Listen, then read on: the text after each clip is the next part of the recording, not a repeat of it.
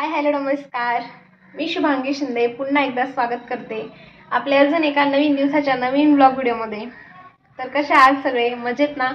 सगळ्यांनी मजेतच राहायला हवं आणि मी सुद्धा खूप खूप मजेत आहे. तर आज 2024 मधला शेवटचा दिवस आहे. उद्यापासून नवीन वर्ष स्टार्ट होते. उद्या 1 जानेवारी 2025. सो तसं आपलं नवीन वर्ष जे आहे ते गुढीपाडव्यालाच असतं, बट कॅलेंडरनुसार उद्यापासून आपलं नवीन वर्ष स्टार्ट होतंय. सो माझ्याकडून तुम्हाला खूप खूप साऱ्या शुभेच्छा. हे नवीन वर्ष तुमचं खूप सुखाचं, समाधानाचं, आरोग्याचं जावं हीच देवाला प्रार्थना करते. त्याचबरोबर पहा, ज्या काही आपल्याकडून गोष्टी घडलेल्या असतात, म्हणजे ज्याचा आपण खूप जास्त विचार करतो, किंवा काही चांगल्या गोष्टी, काही वाईट गोष्टी, ह्या सगळ्या ज्या आहेत त्या मागं सोडून उद्यापासून एक नवीन अशी सुरुवात करायची आहे. तशी कोणतीही गोष्ट सुरुवात करायला, हाताला कळ लागते आता कॅमेरा पकडायला, तशी कोणतीही गोष्ट सुरुवात करायला अशी काही दिवसाची गरज नाही की म्हणजे असाच दिवस पाहिजे, तसाच पाहिजे. कुठलीही गोष्ट असू द्यात, त्या गोष्टीची नवीन अशी सुरुवात ह्या घडीपासून, म्हणजे आजच्या घडीपासूनच करायला पाहिजे असं मला तरी वाटतं. जी गोष्ट आपण उद्यावरती ढकलतो ना, ती उद्याचीच होऊन जाते, मग असं होतं. तर असो, आज आहे 31. सो बाहेर जायचं तर काही प्लॅन नाही असं होता, पण तो झालेला आहे आता कॅन्सल. त्यामुळे आता मस्त अशी घरातच पार्टी करायची. तर आता मार्गशीर्ष पण संपलेला आहे, जे की मागच्या गुरुवारीच उद्यापन झाले. तो काही मी ब्लॉग तुमच्यासोबत शेअर केला नाही, बट मागच्या गुरुवारी उद्यापन झाले आणि कालच आपला जो आहे मार्गशीर्ष संपलेला आहे. आणि बघा ना, मस्त असं 31 पण, आणि मस्त अशी पार्टी पण करता येईल असं झालेलं आहे आज. सो आज ना मस्त असं नॉनव्हेजचा बेत आहे, जे की माझं सगळ्यात जास्त फेवरेट आहे.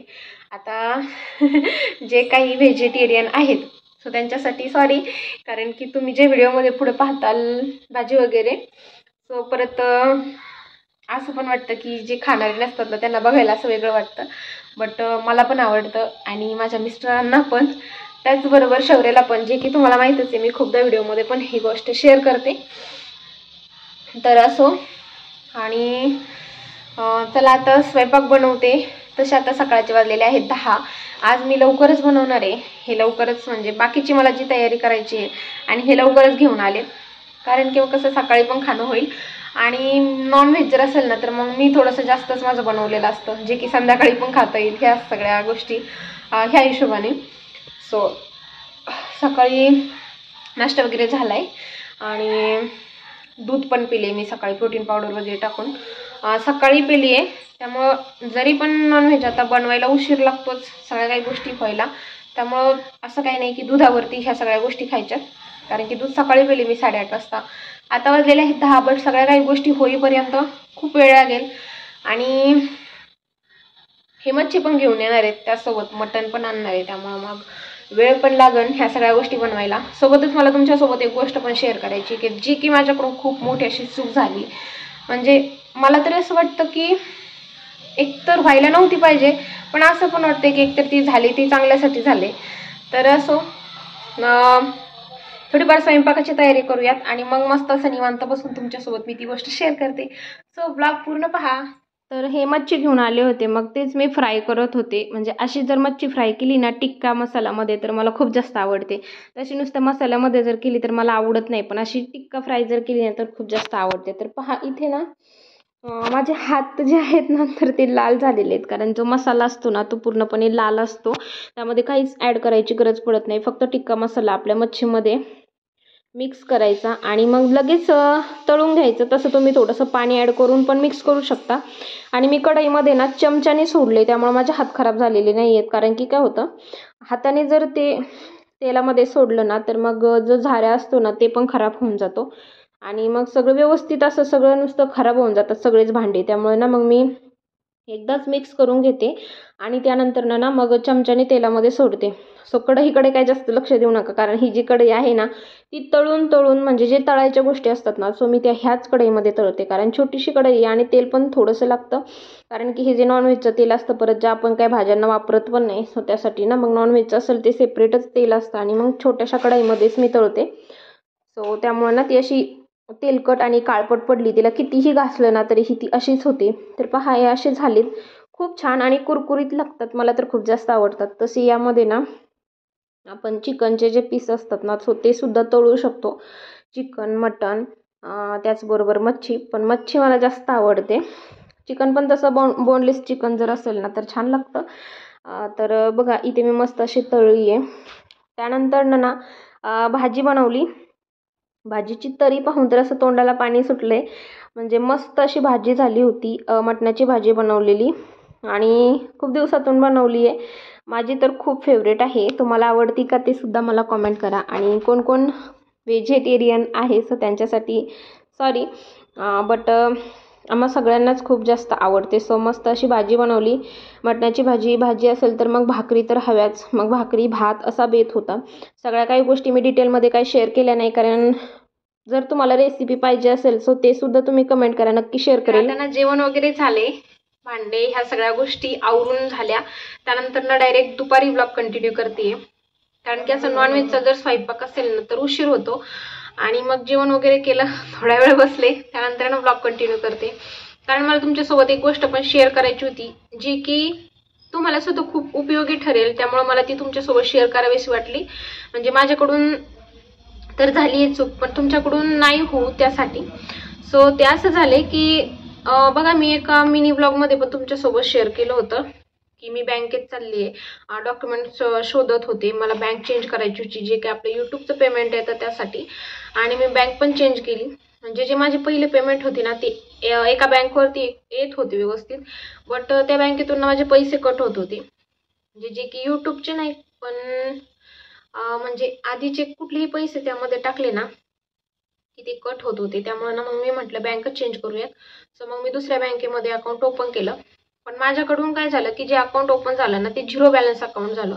म्हणजे जे की आपण जनधन अकाउंट म्हणतो ना, सो ते अकाउंट ओपन झालं. आणि 2 महिने झाले अकाउंट ओपन करून. त्याच्यानंतर ना पेमेंटच आहे ना, म्हणजे माझे $100 होऊन पण म्हणजे जवळपास $112 झाले होते, पण काही पेमेंट आलंच नाही. त्यानंतर मी म्हटलं मग का नाही आलं. मग मला वाटलं की ह्या महिन्यात आलं नाही, मग पुढच्या महिन्यात येईल. त्यामुळे व्हिडिओ मी बनवतच राहिले, पण तरी सुद्धा काही पेमेंट आलं नाही. मग म्हटलं चला एकदा बँकेतच चक्कर मारून येऊयात. बँकेमध्ये 2-3 वेळेस गेले असेल मी बँकेमध्ये चक्कर मारायला, पण त्यांना काही समजलं की नाही हेच गोष्टी कळायला नाही. कारण की ते म्हटले नाही येतील 2-3 वेळेस असंच झालं. आणि मग डायरेक्टली आम्ही मग मॅनेजरला भेटलो. सो ते म्हटले तुमचं जे अकाउंट आहे ना सो ते 0 बॅलन्स अकाउंट आहे. मध्ये ते जनधनचं जे अकाउंट असतं ना सो तसं तुमचं अकाउंट झालंय. आणि असं जर अकाउंट असेल ना तर अदर कंट्रीमधून पैसे आपल्या अकाउंटवरती ट्रान्सफर होत नाहीत, जे की तुम्हाला मेंटेनन्स अकाउंट ओपन करावं लागेल. मग म्हटलं असा प्रॉब्लेम झालाय. आणि मग तेच अकाउंट ओपन करण्यासाठी मग त्यांनी डॉक्युमेंट्स दिले, म्हणजे मागितले काही, कारण की एक फॉर्म पण दिला. मग तो भरून द्यायचा होता. आणि आम्ही 2 वेळेस गेलो, पण बँक काय बंद होती. आणि मग आता जाणार आहेत उद्या परवा, तो फॉर्म पण घेऊन आलेत. म्हटलं आता तो फॉर्म, आधार कार्ड, पॅन कार्ड वगैरे ह्या सगळ्या गोष्टी मग तिथे सबमिट करायच्यात. आणि मग ते होऊन जाईल प्रॉब्लेम सॉल्व. जरा बरं वाटलं की म्हटलं नेमकं असं काय प्रॉब्लेम झालाय असं वाटत होतं. हे तर मला म्हणायचे की जे पहिली तुझी बँक आहे ना तेच परत बँक कर, पण मला असं वाटायचं की नको, इनमिन आपल्याला ते थोडंफार तरी पैसे येतात आणि ते पण बाकीचे निम्मे अर्धे कटच होऊन जाणार. मग याला काय अर्थ आहे. त्यामुळे मग मी काही केलंच नाही. मी म्हटलं ह्याच बँकेला नेमकं काय प्रॉब्लेम झाला, आपल्याला प्रॉब्लेम तर कळायला पाहिजे. तो त्यासाठी ना मग मी थांबले. ती काय बँक परत ॲड केली नाही त्यामध्ये, जी पहिली बँक होती ती. आणि आताची जी बँक आहे ना जिच्यामध्ये मी अकाउंट ओपन केलेलं आहे, आणि ते मग आता उद्या किंवा परवा, जसं की आता जायचंच आहे नगरला, तेव्हा जाऊन ते डॉक्युमेंट ते सबमिट करून एक 4 ते 5 दिवसामध्ये ते काम होऊन जाईल. मग जरा बरं वाटेल. म्हणजे कसं आपण एखादं काम करतो त्याच्यातून आपल्याला काहीतरी भेटतं, तर तेव्हा पण एक वेगळा आनंद असतो. पण ते एकदम पेमेंटचा स्टॉप झाले. म्हणजे असं नाही की ते पेमेंट मागं जाते वगैरे, फक्त ते बँक आपल्या अकाउंटवरती जमा होत नाही. आणि मॅनेजर ते म्हटलेत की पेमेंट कुठं जात नसतं, ते येतच. मग तुम्ही आता ते मागचं होल्डवरती जरी पेमेंट पडलं आणि पुढचं जरी पेमेंट तुमचे डॉलर कंप्लीट झाले सो दोन्हीही तुम्हाला पेमेंट येऊन जातील. त्यामुळे काही टेन्शन नाही आहे. सो तुमच्याकडून असं कधी झालंय का? आणि जर तुम्ही बँक चेंज करायचा विचार करत असाल, पहिल्या बँकेला जर प्रॉब्लेम झालेला असेल, तर प्लीज जे आपलं मेंटेनन्स अकाउंट आहे सो ते ओपन करा आणि मग प्रायमरी बँक ती करा. तर म्हणजे मग कसं तुम्हाला माझ्यासारखे प्रॉब्लेम येणार नाहीत. कारण की ह्या गोष्टी कशा मला माहीत नव्हत्या, आणि मग सांगणारं पण असं कोणी नव्हतं, त्यामुळे मला हे प्रॉब्लेम आले. पण माझ्यासोबत झाले, मग मला वाटलं ते तुमच्यासोबत शेअर करावी, म्हणजे तुमच्याकडून नाही होऊ ह्यासाठी. सो त्यामुळेच ही गोष्ट शेअर करायची होती, नाही तर शेअर करण्यामागचं असं काही कारण नव्हतं. बट मला वाटलं की जे माझ्याकडून झाले ते तुमच्याकडून नको व्हायला, सो त्यासाठी. सो चला आता ह्या ब्लॉगचं पण इथंच एंड करूयात. कसा वाटला नक्की कमेंट करा, आणि याच्या पुढचा ब्लॉग कुठला बघायला आवडेल ते सुद्धा कमेंट करा. आता नवीन वर्ष येतंय उद्यापासून. सो नवीन वर्षाच्या तुम्हाला ॲडव्हान्समध्ये खूप खूप साऱ्या शुभेच्छा. आणि असंच माझ्या चॅनलला कनेक्ट राहा, खूप सारं प्रेम द्या, खूप खूप सारे आशीर्वाद द्या.